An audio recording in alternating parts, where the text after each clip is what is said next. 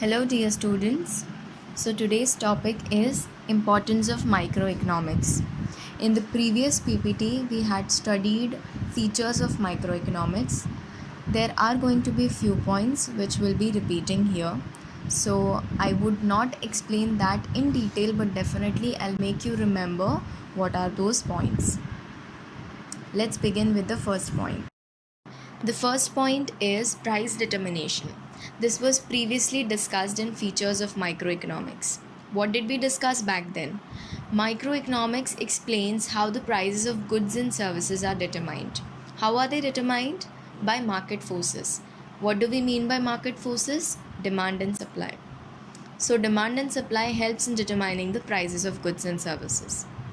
फिर हमने डिस्कस किया था कि फैक्टर्स ऑफ प्रोडक्शन के भी prices are determined by microeconomics.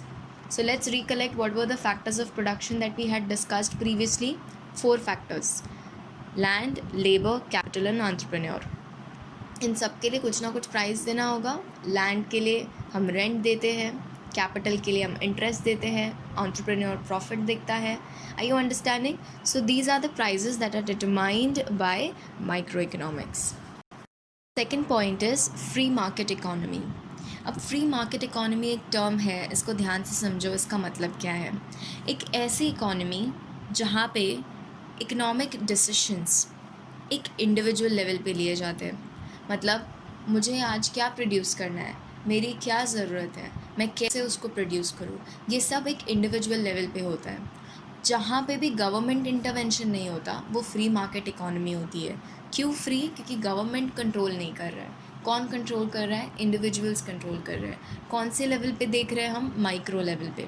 So a free market economy is the economy where the economic decisions are taken at individual levels and there is no intervention of government. कौन से economic decisions की हम बात कर रहे हैं? Economic decisions such as what to produce, how to produce, how much to produce and for whom to produce. These are some questions which economics always deal with, and if this is being determined at individual level, then it is a free market economy where government does not intervene. The third point is foreign trade. Let's split it.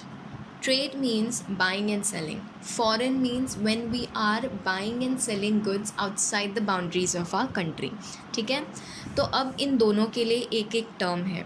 ठीक है? अगर हम हमारी country से किसी और की country को कुछ गुड्स दे रहे हैं, हमारी कंट्री से गुड्स बाहर जा रहे हैं, ठीक है, तो हम अगर हमारी कंट्री से हम गुड्स बाहर बेच रहे हैं तो हम उसको बोलते हैं एक्सपोर्ट. से फॉर एग्ज़ाम्पल अभी ये कोरोना वायरस पेंडेमिक में हमारी कंट्री ने बाहर की कंट्रीज़ को एक मेडिसिन दी थी, एक टैबलेट दी थी जो कि मलेरिया की ट्रीटमेंट की टैबलेट थी, हाइड्रोक्सीक्लोरोक्विन. तो ये हमने क्या किया? हमने ये एक्सपोर्ट किया, राइट? अगर आज मुझे मालूम है कि दुबई में मुझे आईफोन सस्ते मिलते हैं as compare to the rates that are in India, तो मैं अगर बाहर से दुबई से आईफोन मंगवा रही हूँ अपने लिए या किसी के लिए भी, तो मैं उसको क्या बोलूँगी? इम्पोर्ट. सो जब हमारी कंट्री से कुछ बाहर जाते हैं हम उसको एक्सपोर्ट बोलते हैं, और जब हमारी कंट्री में बाहर से गुड्स जाते हैं तो हम उसको इम्पोर्ट बोलते हैं.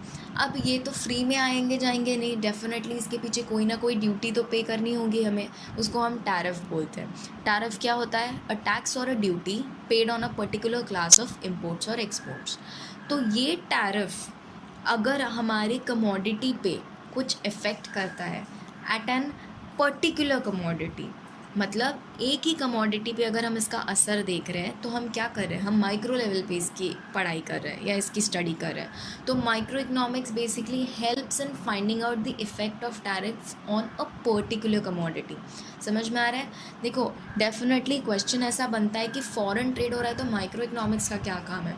माइक्रो इकोनॉमिक्स का काम इंडिविजुअल लेवल पे है. इंडिविजुअल लेवल मतलब पर्टिकुलर कमोडिटी पे. ठीक है? So that is the concept for foreign trade. Let's come to the next point, that is economic models. Now there are various economic models which are prepared with the help of economic variables.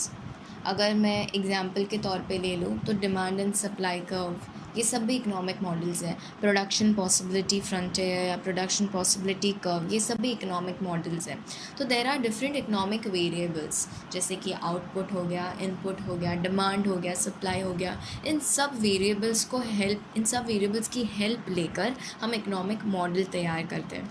वो model क्यों तैयार किया जाता है? वो model इसलिए तैयार किया जाता है ताकि हम कॉम्प्लेक्स सिचुएशंस को ईजिली समझ पाए. Are you understanding? So if I want to know the price of a particular commodity because of its demand and supply, tell me, अगर मेरे पास डिमांड एंड सप्लाई की नॉलेज नहीं होगी तो how am I going to find the price, right?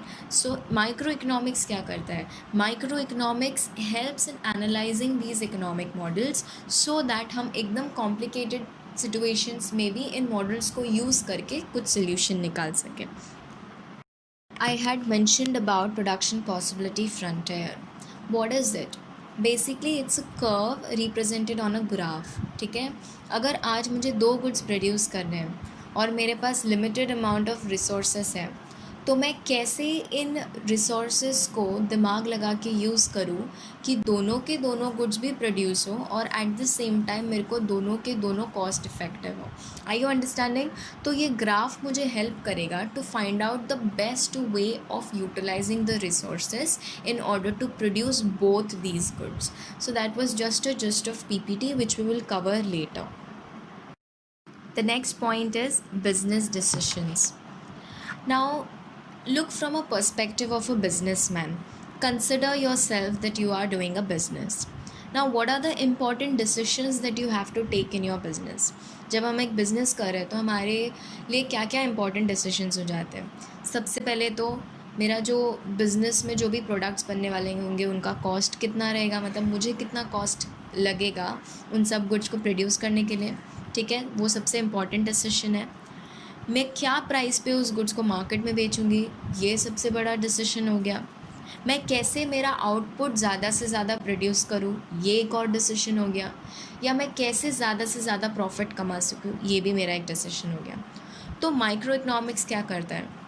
Micro economics ऐसे businessman को help करता है जो ऐसे डिसीशंस, जो इम्पॉर्टेंट और क्रूशियल डिसीशंस होते हैं, ये डिसीशंस लेने में हेल्प करेगा, राइट? तो अगर मुझे कॉस्ट फाइंड करनी है या प्राइजेस फाइंड करना है या मुझे आउटपुट को ज़्यादा से ज़्यादा बढ़ाना है या प्रॉफिट ज़्यादा से ज़्यादा बढ़ाना है, तो माइक्रो इकोनॉमिक्स की हेल्प से मैं ऐसे बिजनेस डिसीशंस को ले सकती हूँ. Next point is useful to government. Now, this microeconomics is not only important and useful to a businessman but also to government. Government का मेन काम क्या है? वेलफेयर ऑफ द इकोनॉमी और economic welfare of the society. ठीक है, तो ये तभी होगा जब जितने भी रिसोर्सेज हमारे पास हैं या जितने भी गुड्स बन रहे हैं वो प्रॉपरली सबके पास पहुंच जाए, डिस्ट्रीब्यूट हो या एलोकेट हो. ये गवर्नमेंट ही कर सकता है. तो गवर्नमेंट का गोल यही है कि सबको डिस्ट्रीब्यूट करना है, प्रॉपरली एलोकेट करना है. Are you understanding? So when micro economics की स्टडी से हम इंडिविजुअल नीड्स को फाइंड करेंगे, तब जाके government will be able to fulfil those individual needs by distributing and allocating resources. Now next point is related to this, that is best welfare economy. ऐसी कौन सी इकोनॉमी होगी जो बेस्ट रिजल्ट प्रोड्यूस करेगी by using all the resources that are available. ठीक है, जो भी इकोनॉमी एकदम बढ़िया से बढ़िया रिजल्ट लाएगी, ठीक है, by utilizing the limited resources, उनको हम बेस्ट वेलफेयर इकोनॉमी बोलते हैं. मतलब आज के डेट पे जितने भी रिसोर्सेज हैं मेरे पास, उनका अगर मैं ऑप्टिमम पोटेंशियल यूज़ करूँ, ठीक है, और उससे जितनी भी रिसोर्सेज अवेलेबल है उससे बेस्ट रिज़ल्ट प्रोड्यूस कर सकूँ, तो मैं बोलूँगी बेस्ट वेलफेयर इकोनॉमी. कल अगर आपने नरेंद्र मोदी जी लाइव आए थे, अगर उनको सुना होगा, तो उन्होंने एक वर्ड यूज़ किया था, आत्मनिर्भर होना. दैट मीन्स इंडिपेंडेंट होना, राइट? सो बेसिकली उनका मेन कॉन्सेप्ट यही था ना. उनके पास जितने भी अवेलेबल रिसोर्सेज थे, हमारा टोटल GDP था 2 ट्रिलियन, से for example it's 2 trillion, right?